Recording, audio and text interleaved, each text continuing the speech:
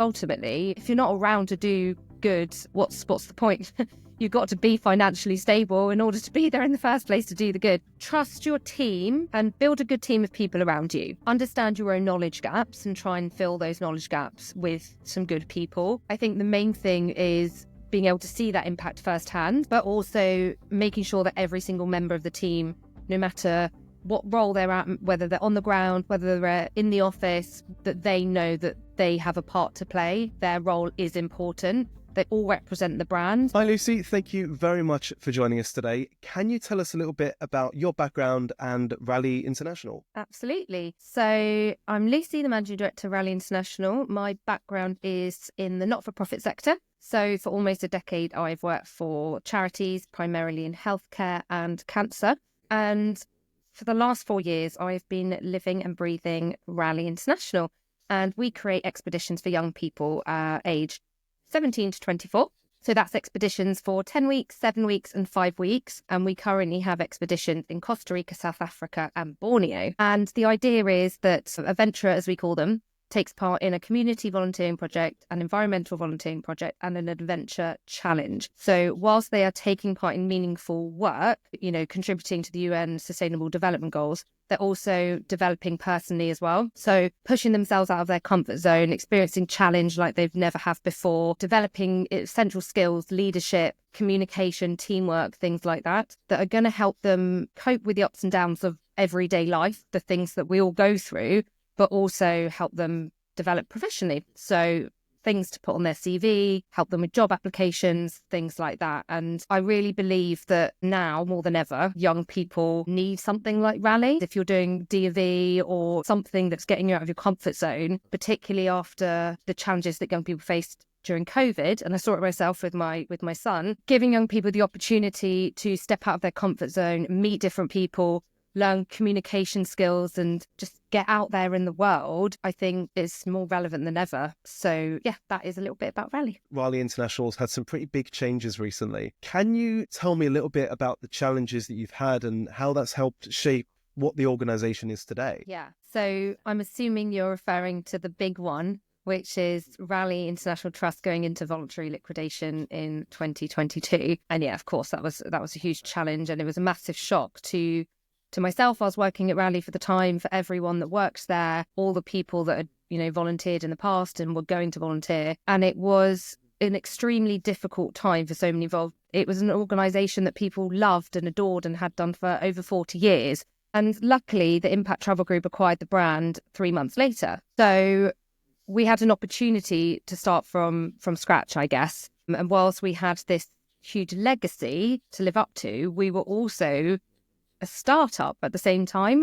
And that was a huge challenge. And when I say they acquired the brand, they literally acquired the brand. It was the logo, the URL, and a few brand resources. And that's it. So we had to set up expeditions. We had to set up the website, processes, the team, everything. It was that and it was me. So that was obviously hugely challenging.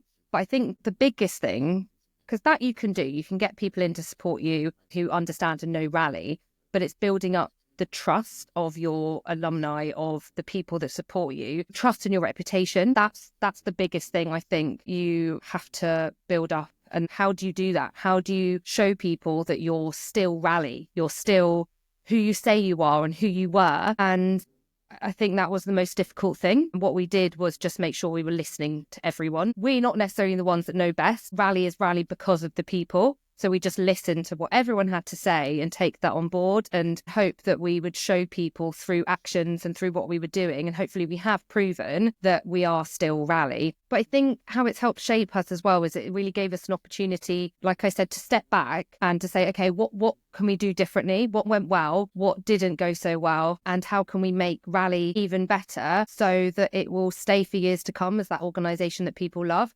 I think it's quite rare that you get an opportunity to do that, to almost literally start from scratch with something so amazing and build it up. So, silver linings. When someone acquires you like that, the challenge is that you do then need to do everything yourself. But I guess the silver lining for that as well is it gives you some sense of autonomy about how you can rebuild it rather than being told what to do. Absolutely. I think there's a sort of element of, what's right and what Raleigh is, and we knew the vision and the mission.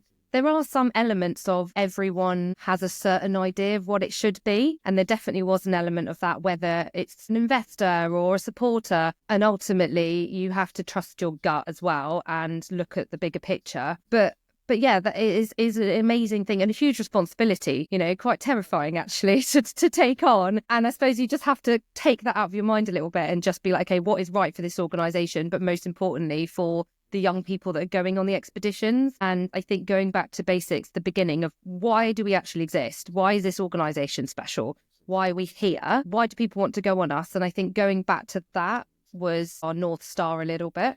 To ensure we were going in the right direction. So you mentioned that you've worked on both sides of things. You've worked in kind of impact-driven organizations, but also commercially focused ones. And I'm really curious, what kind of advice would you give to other leaders on balancing doing good with being a financially viable company? Yes.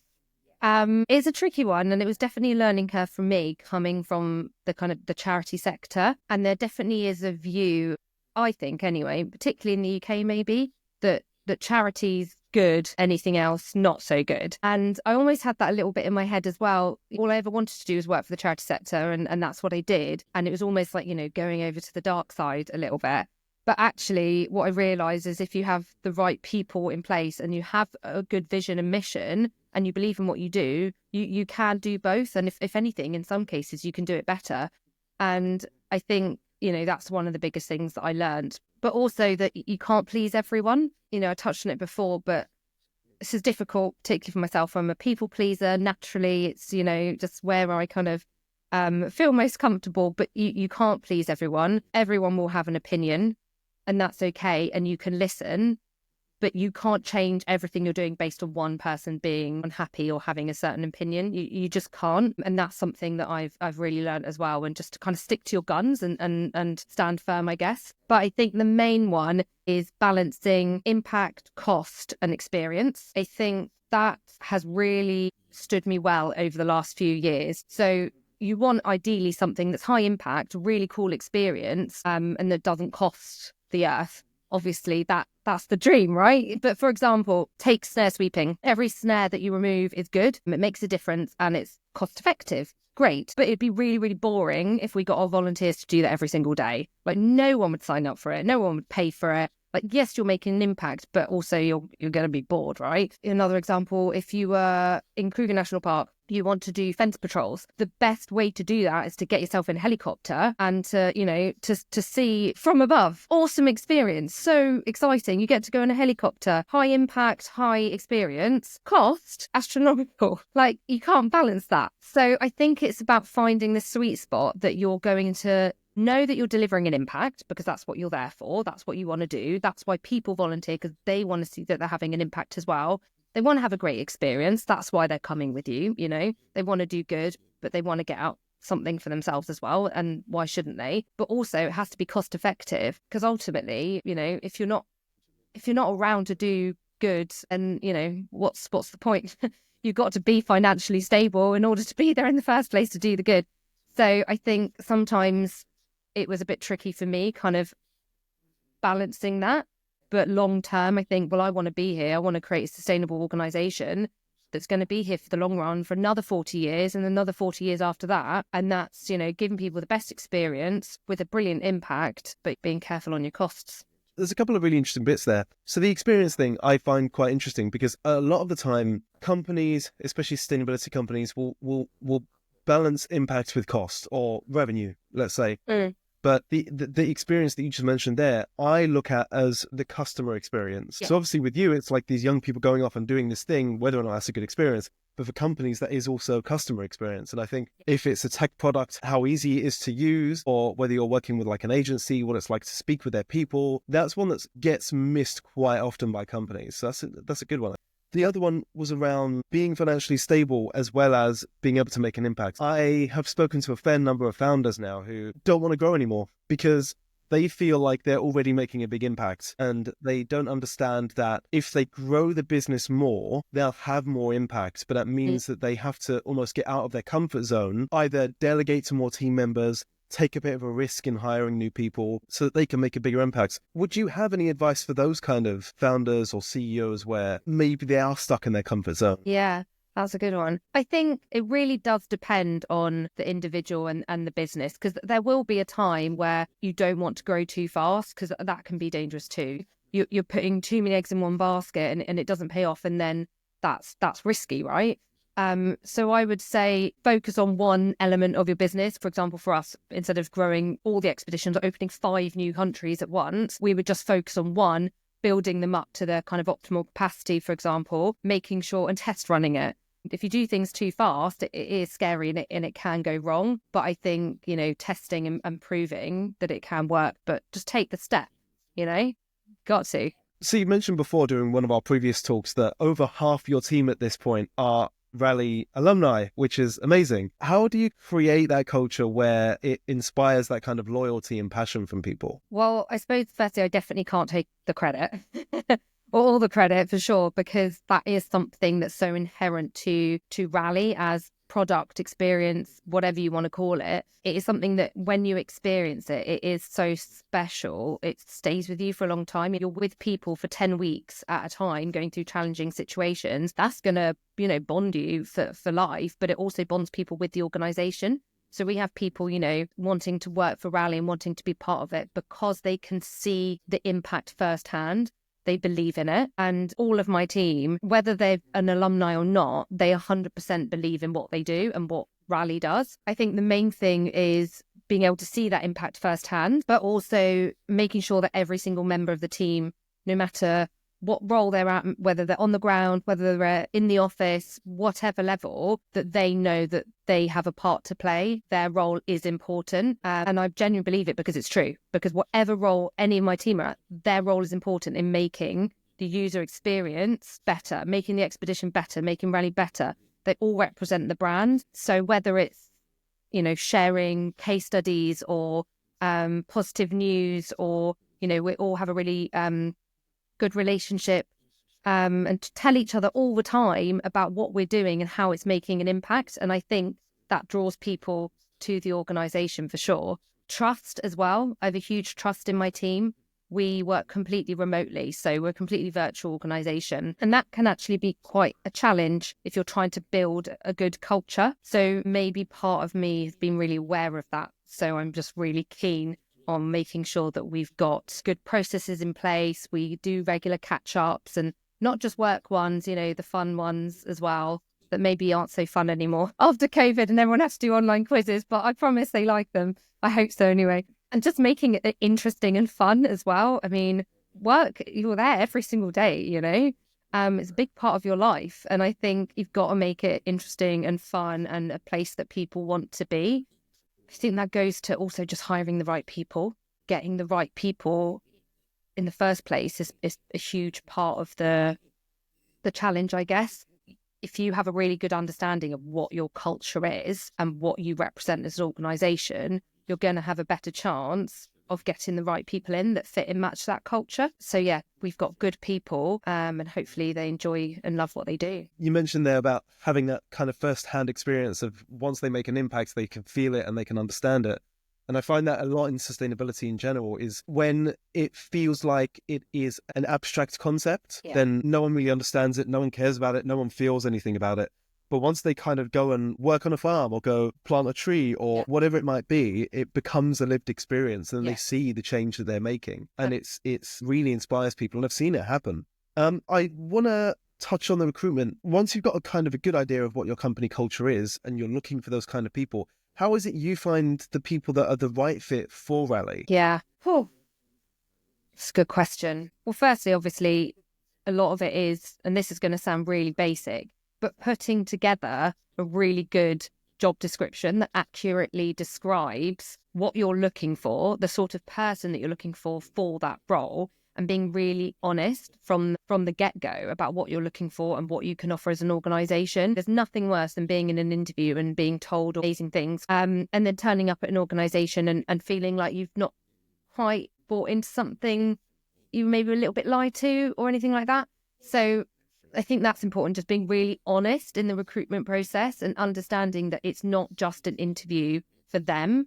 They're interviewing you as well. So putting your culture in your own personality when you're talking to someone and you want them to want to work for you. I think that's really important. So have they researched your organization? What do they know about you? They don't have to be an alumni, but what has drawn them to what you have to do? Because you can upskill people, but that's not necessarily something you can kind of teach and learn, I guess. So we do the whole formal interview process, but part of it is also just having that chat and trying to really get to know the person as well, and having different people in the team speak to them. So not just me, the people that are going to be working with them at different levels, so they can understand what the organisation is all about.